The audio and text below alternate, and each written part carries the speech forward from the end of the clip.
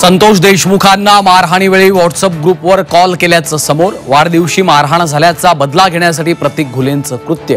व्हिडिओबाबत कसून चौकशी सुरू.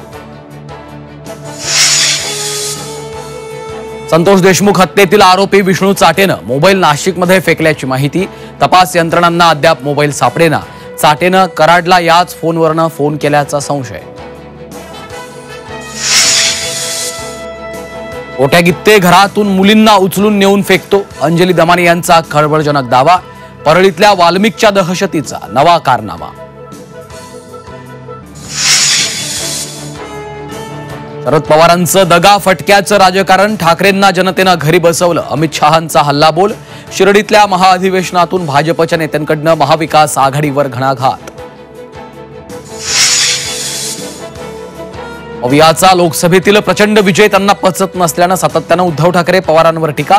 अरविंद सावंतांचं अमित शहांना जोरदार प्रत्युत्तर. मंत्री धनंजय मुंडेंच्या राजीनाम्याच्या प्रश्नावर अजितदादा संतापले. तपासात नाव आल्यावर चौकशी होईल. कुणालाही पाठीशी घातलं जाणार नाही. अजित पवारांची प्रतिक्रिया.